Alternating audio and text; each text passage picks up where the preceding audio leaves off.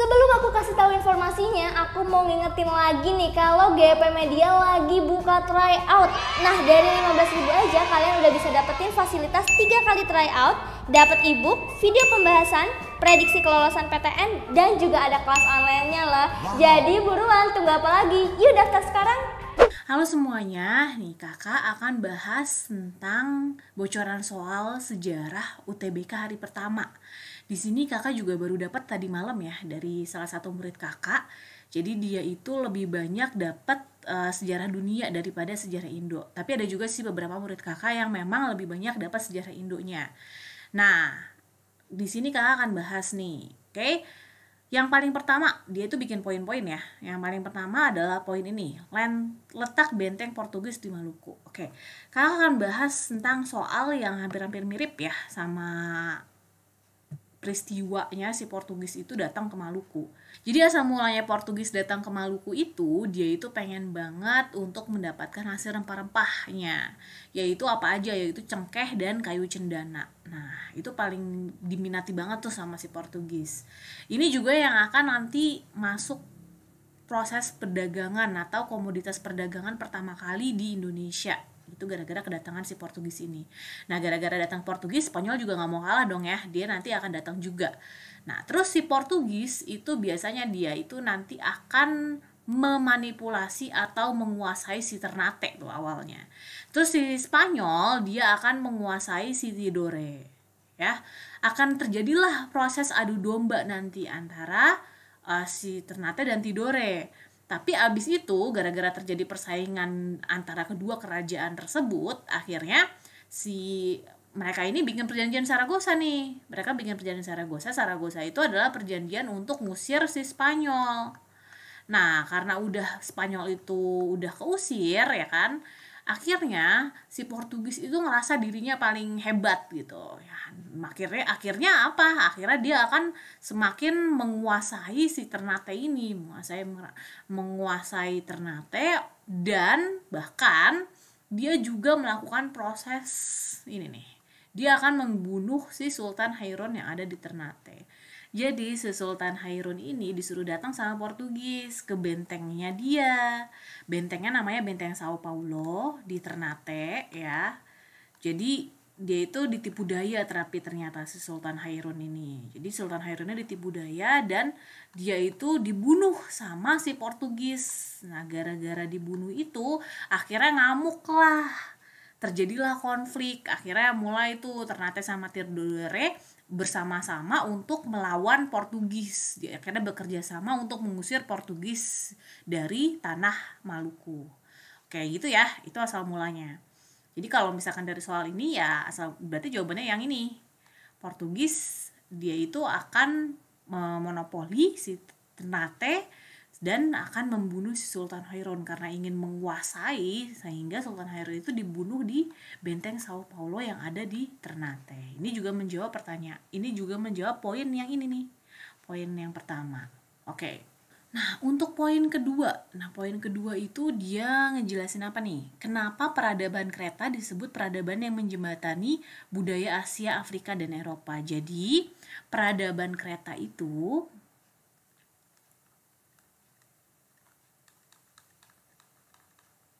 peradaban Kreta itu adalah peradaban yang terjadi pada saat Yunani itu berjaya. Jadi ini adalah di Yunani ya. Jadi juga letaknya dia itu ada di dekat daratan Yunani yang memang kalau dilihat secara geografis itu dia letaknya ada di selatan Semenanjung Balkan. Nah, selatan Semenanjung Balkan ini adalah titik geografis atau titik yang poin penting pada saat terjadinya perdagangan. Jadi dia itu akan memicu peradaban yang ada di Asia, di Afrika maupun di Eropa. Jadi dia itu titik temunya di situ ya. Jadi memang letak geografisnya itu menunjukkan bahwa proses perdagangan ataupun proses peradaban ini akan semakin maju. Makanya peradaban Kreta itu dibilang sebagai jembatannya 3 benua ini. Oke. Nah, itu buat yang poin kedua. Sedangkan nih, poin yang berikutnya, sebab runtuhnya peradaban Romawi. Oke, dari Yunani kita pindah ke Romawi. Nah, asal mulanya runtuhnya kerajaan atau kekaisaran Romawi itu sebenarnya dimulai dari masa di mana Romawi itu mulai terpecah antara Romawi Barat dan Romawi Timur. Sama Romawi Timur. Nah, kalau Romawi Barat itu nanti dipegangnya sama apa? Sama si Italia, Milan. Jadi Romawi Barat itu nanti sama Italia, sama Milan. Sedangkan Romawi Timur itu sama Konstantinopel.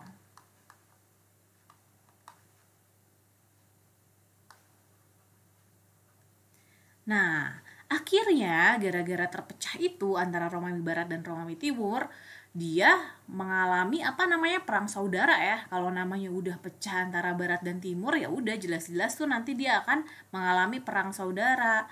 Dia akan terpecah, mengalami perang saudara, terus akhirnya berkecambuk, dan banyak juga tuh propaganda dari negara luar ya kan, dari bangsa-bangsa asing yang mulai datang untuk menguasai wilayah Romawi Barat dan Romawi Timur. Banyaknya propaganda itu akan menyebabkan perang saudara yang akhirnya nanti akan terjadi krisis kan, akan terjadi krisis ekonomi di mana peradaban Romawi itu akhirnya runtuh. Nah, ini dia nih asal mulanya kenapa Romawi itu peradabannya runtuh. Oke, poin yang berikutnya ya. Poin yang berikutnya di sini dijelasin kenapa BPUPKI dibubarkan ya. Oke, kenapa BPUPKI dibubarkan? Jadi BPUPKI ini tuh asal mulanya itu apa sih gitu kan. Nah, BPUPKI ini adalah Badan Penyelidik Usaha Persiapan Kemerdekaan Indonesia. Jadi kalau misalkan untuk penyelidik usaha berarti dia harus menyelidiki usaha-usaha Indonesia biar dia itu merdeka gitu.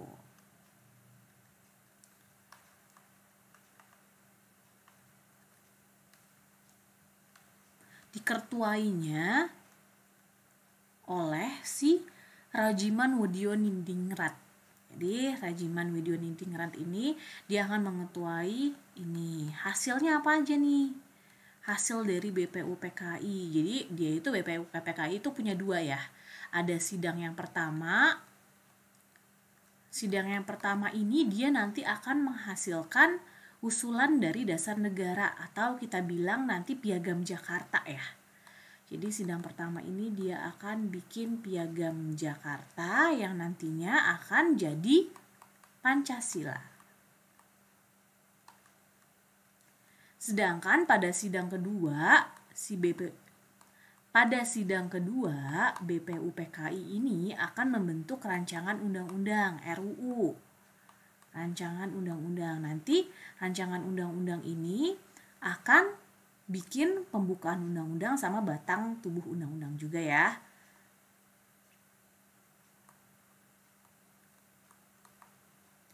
Nah, habis itu gimana? Setelah dia itu udah menjalankan tugasnya dia untuk melakukan apa? Persiapan kemerdekaan, berarti udah selesai dong tugasnya. Ya udah.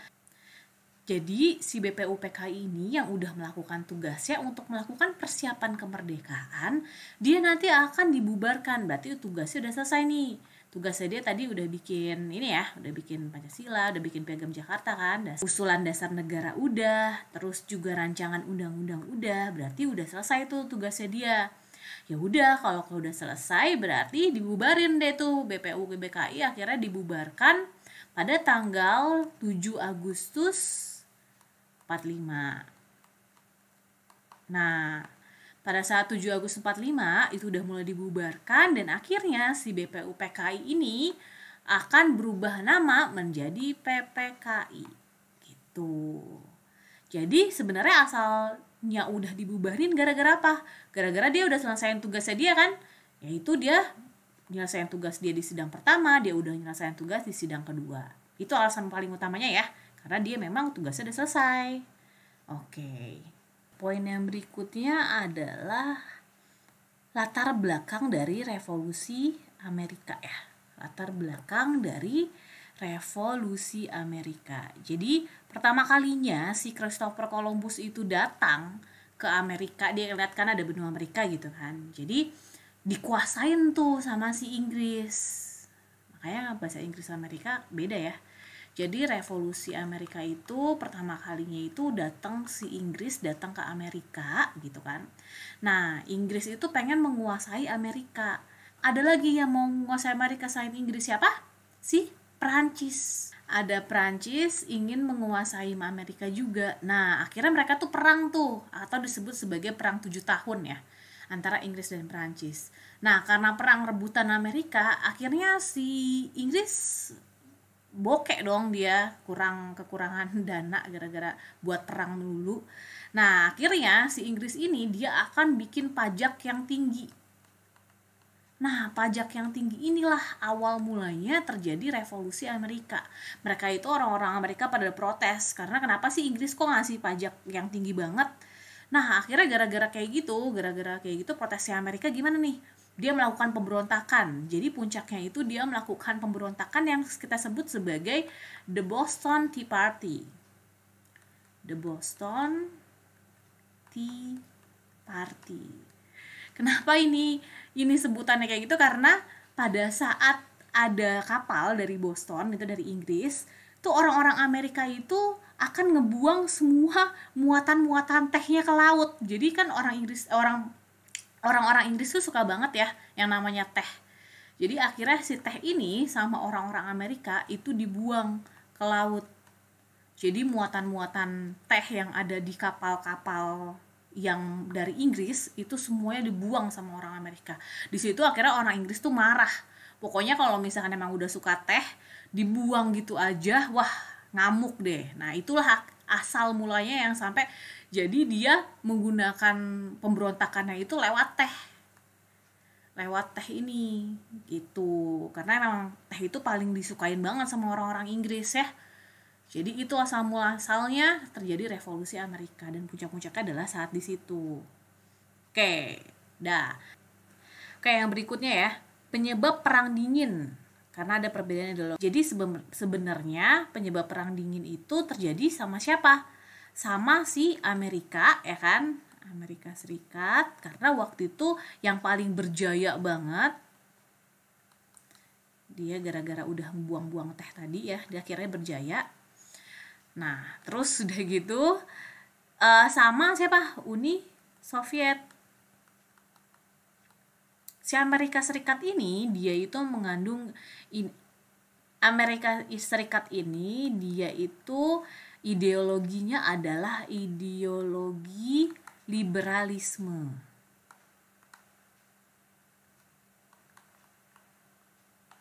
Sedangkan kalau Uni Soviet ideologinya apa? Ya, komunisme. Nah, jadi gara-gara perang dingin itu mereka itu saling nyebar-nyebarin ideologi dong, ya kan? Ya gue yang paling bagus, mereka minta dukungan dong dari negara-negara lain. Nah, itulah yang akan semakin, dan juga si Amerika Serikat ini juga kayak, gue pengen nyobain bom nuklir gue gitu. Uni Soviet juga gak mau kalah, gue juga bisa nyebarin bom nuklir ke lo gitu kan. Nah, jadi saking perang dingin dia tuh antara Amerika Serikat dan Uni Soviet, dan dia juga saling berlomba untuk menyebarkan ideologi ke negara-negara biar mereka saling didukung gitu. Nah, gara-gara terjadi itu, Uni Soviet akhirnya udah mulai pecah-pecah tuh. Nah, kalau udah mulai bubar ya udah selesai lah ya, udah bubar, selesai perangnya. Ya udah kalau misalkan kayak gitu udah selesai perangnya. Nah, tapi yang akhirnya terpicu lagi gitu kan, karena terjadi perang besar-besaran, banyak dong orang-orang yang terjadi krisis saat itu dari segi ekonomi, dari segi sosial, itu semuanya terjadilah perpecahan. Nah, akhirnya keluarlah itu paham fasisme pada saat nanti Perang Dunia Kedua. Nah, fasisme itu sendiri adalah negara di atas segalanya untuk negara. Jadi saking absolut dan mutlaknya gitu. Nah, ada 3 negara yang menganut fasisme ini, yaitu negara mana? Jepang, terus Jerman udah jelas ya, sama Italia. Nah, nanti si Jepang ini ya, masuk nih di poin yang ini nih.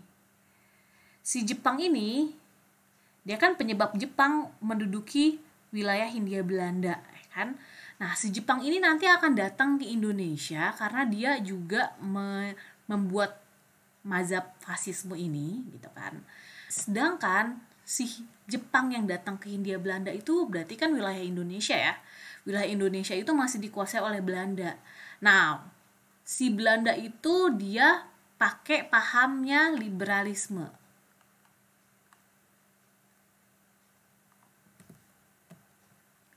Pakai pahamnya liberalisme. Nah, karena itu makanya Jepang juga mulai kayak rasa risih nih. Nih kan aku mau ngedudukin Indonesia, aku udah lebih berjaya gitu kan waktu itu. Jadi aku pengen menduduki Indonesia dan akan merebut semua kekayaan alam yang ada di Indonesia. Lah, Belanda, kamu terjadi krisis kan waktu pas perang sebelumnya gitu kan.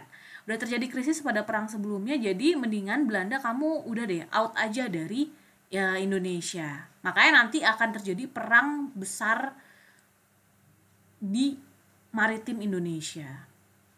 Ya, itu perang besar di maritim Indonesia atau di laut Indonesia yang dimana nanti Belanda itu kalah sama si Jepang, kalah telak lah sama Jepang karena Jepang itu dia bahkan udah menguasai sumber pelabuhan penghasil minyak gitu di Sumatera. Jadi ada pelabuhan, dia udah menguasai beberapa pelabuhan di Indonesia dan dia juga menguasai minyak bumi. Jadi bahan bakar pada kapal gitu kan itu juga dikuasai oleh Jepang. Akhirnya si Belanda udah KO dan akhirnya kabur dari Indonesia. Nah, itu ya asal mulanya waktu pertama kali Jepang itu datang ke Indonesia. Oke. Nah, udah selesai ngomongin perang-perangan zaman itu, baru kita masuk lagi ke zaman yang lebih tua, yaitu pada saat Raja Mula Warman. Nah, ini dia nyeritain tentang Raja Mula Warman, yaitu di Prasasti Yupa yang melakukan upacara penyembelihan sapi atau Vaprakeswara untuk memperkuat bukti teori apa. Nah, jadi kayak gini aja deh dulu. Kakak akan jelasin dulu ya Prasasti Yupa ini. Jadi prasasti Yupa ini adalah prasasti yang memang paling tua. Jadi prasasti Yupa ini adalah prasasti yang merupakan bukti kerajaan Hindu-Buddha tertua yang ada di Indonesia. Yang saat itu dijabat oleh namanya Raja Mula Warman. Nah, Raja Mula Warman ini dia itu seraja yang paling termasyur lah gitu ya, paling terkenal lah waktu itu saat itu. Nah, akhirnya ada tuh kaum Brahmana. Kaum Brahmana ini bikin prasasti Yupa untuk Raja Mula Warman. Nah, kaum Brahmana ini dia itu tuh saking mengaguminya Raja Mula Warman, dia akhirnya bikin prasasti Yupa. Dia itu sebagai bentuk penghormatan, sebagai bentuk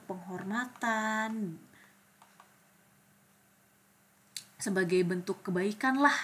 Nah, akhirnya gara-gara udah dibuatin gitu kan Raja Mula Warman juga, oh kamu baik sekali. Akhirnya si Raja Mula Warman ini juga memberikan sumbangan sapi yang banyak saat itu ke kaum-kaum Brahmana.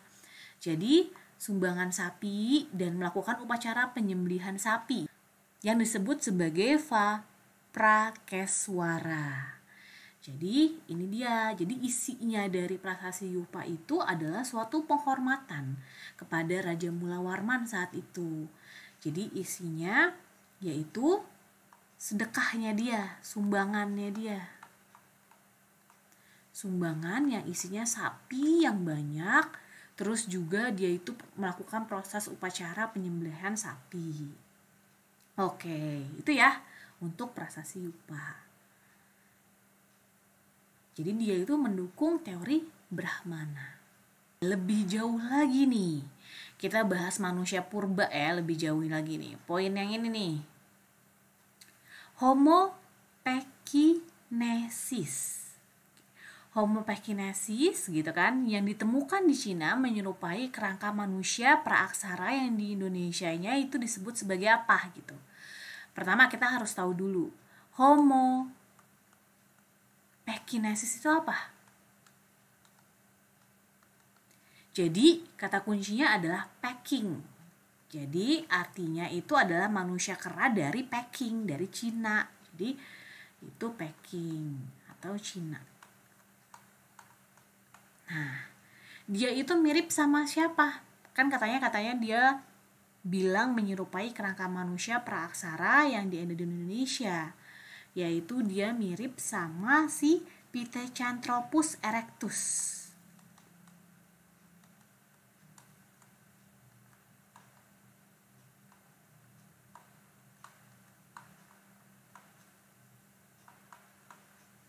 Nah, dia ini kenapa dibilang mirip antara Homo pekinesis sama Pithecanthropus erectus? Kan katanya kerangkanya gitu ya. Ya, selain kerangkanya juga dia itu hidup di zaman yang sama. Jadi dia itu bikin alat-alat batu. Jadi pada saat di Cina dia itu bikin peralatan batu-batuan gitu. Peralatan batu-batu yang sama. Kalau misalkan di Indonesia si Pithecanthropus erectus ini dia itu ditemukannya di Pacitan. Ya. Jadi karena hidupnya sama, terus juga ukuran, ya pasti kalau misalkan di kehidupan yang sama, dia pasti ukuran morfologinya juga sama ya, ukuran bentuknya, kerangkanya itu juga sama. Gitu. Itu ya. Nah, sedangkan nih murid kakak, dia malah jawabnya beda nih. Dia malah jawabnya Meganthropus paleojavanicus. Nah, itu beda tuh. Meganthropus itu ukurannya lebih gede ya. Karena si Meganthropus ini dia itu nanti ditemuinnya juga tempatnya beda. Bukan di Pacitan, tapi Meganthropus paleojavanicus itu di Jawa sama-sama ya. Pacitan juga di Jawa. Tapi Meganthropus paleojavanicus itu dia itu ditemuinnya di Solo. Gitu ya, beda. Ya, dia salah nih menurut kakak jawabnya. Semoga kalian nanti kalau dapet soal kayak gini bener ya. Oke. Kalau yang soal berikutnya sumber daya minyak bumi itu udah ya, si Jepang menguasai itu. Oke. Nah, pada abad ke-16 kenapa di Nusantara banyak komoditas perdagangan? Nah, ini sebenarnya hubungannya sama si perdagangan siapa? Nih, pertama kalinya Portugis tadi datang. Tadi kakak sempat jelasin ya, di yang materi-materi awal kakak kan jelasin tentang bagaimana Portugis itu datang. Jadi pada saat dia itu datang ke Maluku, ke Malaka, ke tanah Malaka gitu ya. Dia itu pertama kali dia datang ke Nusantara, dia itu akan melakukan perdagangan. Jadi perdagangan itulah kedatangan bangsa-bangsa Eropa yang datang ke Nusantara, entah itu Portugis, Spanyol gitu kan. Terus juga Belanda datang ke Indonesia, ke Nusantara, itu yang akan membuat komoditas perdagangan Indonesia akan semakin maju. Itu sih yang akhirnya makanya mereka jadi pengen menguasai kekayaan alam yang ada di Indonesia. Itu ya asal mulanya. Oke, sampai sini aja nih penjelasan dari kakak. Semoga buat kalian yang nanti mau TBK untuk materi sejarah ini, ya soalnya gak beda jauh ya dari yang kakak jelasin. Dan semoga kalian sukses untuk menjawab soalnya. Dan target UTBK kalian atau target PTN yang kalian pengenin tercapai. Semangat!